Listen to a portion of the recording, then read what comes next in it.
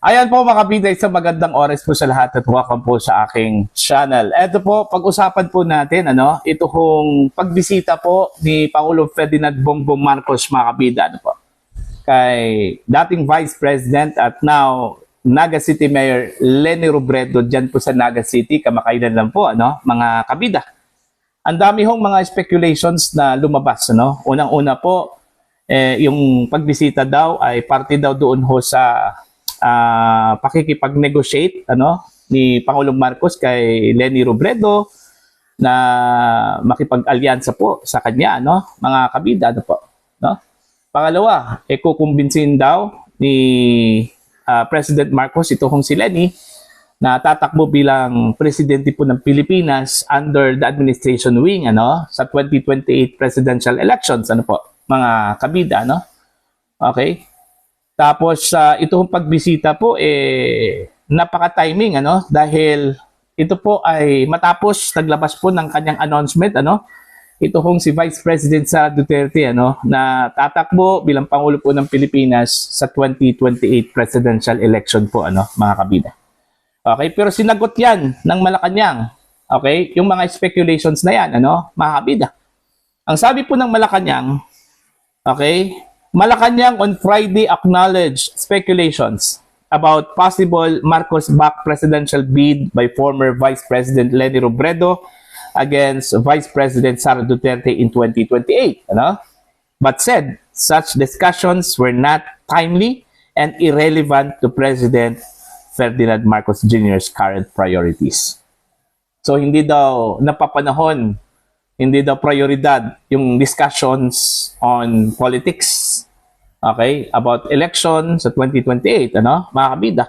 Kasi nauna na pong lumabas po na yung totoong pakay daw ng Pangulo sa pagbisita doon ho sa Naga is to discuss about the flood control problems ng Naga City on how to address it, mga kabida. Okay? Yun yung totoong pakay daw ng Pangulo. Pero marami hong nagdududa po na talagang politika po ang dahilan.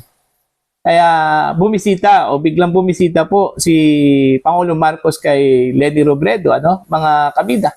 At nataon pa, matapos pong mag-anunsyo ito hong si Vice President Sara Duterte, sa kanya hong intention to run for presidency or for president sa 2028. Mga kabida, Okay? Kasi sa totoo lang po, eto, napag-usapan na natin to, sa ngayon, wala hong matinong kandidato po na siguro nakikita po ito hong Marcos administration mga kabida sa hanay po nila, Okay, although meron man pong isa, ito hong si John Vic, na naglabas po ng kanyang intention, to possibly run sa 2028, mga kabida, pero malayo pa po, Kumbaga, ang dami pa pong kakainin bigas. Baka naman po, lalamunin lang po, kakainin lang po siya ni Sara Duterte, mga kabida. At kaya siguro wala kong mahanap na matinong kandidato ang administrasyong ito at siguro nakikita po ni Pangulong Marcos na very potential po, okay, na posible hong pantapat po nila kay Vice President Sara Duterte, ito hong si Leni Robredo. Kasi sa ngayon, kung ikukumpara po natin mga kabida, si Leni Robredo dito ho sa mga nakahilerang potential at perceived candidates, like Risa Hontiveros, okay, Bam Aquino, mga kabida, and even Kiko Pangilinan, alright? At ito naman pong si Senator Raffy Tulfo, mga kabida, wala po sa kalingkingan. Okay? Kung ikukumpara po mga kabida kay Robredo, kasi unang-una po si Robredo walang bahid. Alright? Kumbaga, ang projection po sa kanya mga kabida, malinis at hindi kurakot, mabait. Yun yung projection sa kanya, mga kabida. Kaya nga, mas potential daw kung si Robredo ang itatapat dito ho kay Sara Duterte, Okay, sa 2028 presidential elections. Pero matagal na pong sinabi po ni Robredo na hindi na po siya sasama ko sa national scene. Alright? Sa politika sa national scene, Okay, kasi daw gusto lang po niyang mag-focus daw sa Naga City, mga kabida, po. Alright, tapos eto, marami hong nag-uudyok. Para bang desperado na po eh. Okay, ito hong nag-uudyok po na kumbinsihin ito hong si Robredo para tatakbo muli, ano? Para pangalawang beses po kakainin po ng mga Duterte, ano? Mga kabida, ano? Kasi kung maalala po ninyo, mga kabida, no? Noong 2022 presidential elections, hindi man talaga si Marcos Jr. yung tumalo po kay Leni eh. Ang mga Duterte po, mga kabida, no? Kasi kung hindi lang po nakipag-alyansa po ito hong si Pangulong Marcos sa mga Duterte, ay hindi talaga ito mananalo. Walang tsansa itong mananalo po. Mismo yung kapatid na po niya nagsabi, ano? Si Aimee. Kaya nga, pumunta po sila ng Davao para makipag-negotiate po kay Vice President Sara Duterte, ano? Na makipag-tandem. Kasi kung sila-sila lang po, kakainin po sila ng buhay, ano? Ni Leni Robredo, ano po, mga kabida. Kaya, yung panalo po ni Bongbong Marcos, whether tatanggapin man po ito, ano, mga kabida, ng mga kaalyado po ni Marcos, sa totoo lang, dahil po kay Vice President at dating Pangulong Rodrigo Roa Duterte po, ano, mga kabida, hindi po dahil kay Pangulong Marcos. Kasi may thread na kasi ano, kumbaga history na eh. Okay, kung ano pong nangyari noong 2016, alright, presidential and vice presidential election, ano? 'Di ba? Si Marcos Jr. tumakbo bilang vice president. Kalaban po niya ito hong si Leni. Pero anong nangyari po? Tinalo po ni Leni Robredo ito hong si Marcos eh. 'Di ba? History. May history na po. Kaya nga hindi po pwedeng sasabihin ng mga Marcos allies, okay, na sila ang nagpanalo kay Sara Duterte. Kalokohan po yun. Di ba? Kaya ngayon, eto, nakita siguro ng Pangulo, ng administrasyon na potential ito kung si Leni Robredo. Kasi, kung tutuusin sino-sino ba yung kanyang kinausap dito? Sa lahat ng mga lumabas na mga pangalan ng mga kandidato, ano? Diyan po sa opposition, mga kabida. Di ba si Leni lang? Nakipag-usap ba siya kay Risa Hontiveros? Nakipag-usap ba siya kay Raffy Tulfo? Nakipag-usap ba siya kay Bam Aquino? Ano? Mga kabida, even Kiko Pangilinan? Wala. Di ba? Dito lang po. Tapos, in the guys, mga kabida, doon ho sa problema po ng flood control dyan sa Naga City. Pero sa totoo lang daw, sabi po ng mga kritiko, ano? Yung mga insiders, okay, yung mga nag-speculate, totoo, politika po ang dahilan, ano, kung bakit nakipag-meet itong si Pangulong Marcos daw, mga kabida, kay Leni Robredo po. Okay, ang tanong po dito, papayag kaya kung sakali man po, okay, ito kong si Leni na makipag-alyansa po sa Marcos admin. Alam naman po siguro ni Leni, ano, na case of death po yun. Kasi unang-una po, napakababa po ang trust. Yung tiwala po ng taong bayan po kay Pangulong Marcos, mga kabida. At saka, pangalawa, samot-saring kontrobersiya po, kinakarap po ng Marcos administration po ngayon.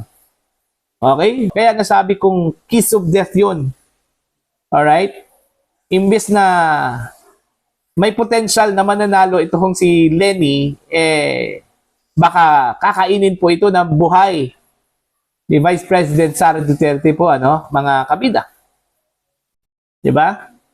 So, it would not be a wise move for Leni Robredo. Para sa akin po, ano. Kung sakali man po, kung politika man po yung kanilang pinag-usapan, ano, pakikipag-alyansa po sa Marcos admin, mga kabida. It's not a wise move. Alright? Pero sa palagay ko lang, parang firm na ata ito kung si Leni, ano, na hindi ho tatakbo.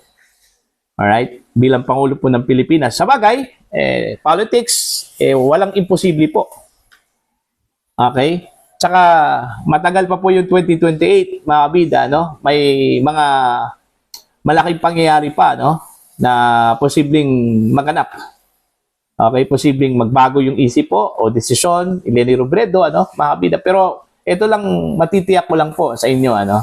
Kahit na po si Leni Robredo po ang pantapat po ng administrasyon or Pinklawan, Yellow Tards, mga kabida kay VP Sara. Hindi po talaga mananalo yan. Sa totoo lang, Ngayon pa, okay? Tingnan nyo yung reaction po ng taong bayan po, mga kabida, From business sector down to ordinary people. Diba? Napaka-receptive. Okay? Very much welcome yung pag-anunsyo po ng Vice Presidente, mga kabida. Kahit na yung mga kalaban po niya sa politika, sinasabi po nila na talagang mananalo ito, kung ngayon po ang eleksyon. Kasi alam po nila, ang suporta po ng taong bayan po kay Vice President Sara Duterte, mga kabida, po. Kaya nga, ngayon, ang administrasyon po, mga kabida, nagkukumahog po sila ngayon, na maghanap kung sino po yung pantapat po nila kay VP Sara, Dahil sa totoo lang, frankly speaking, wala hong formidable opponent sa hanay po ng administrasyon ngayon na pwede ho nilang pantapat kay Vice President Sara Duterte, mga kabida, po. Okay?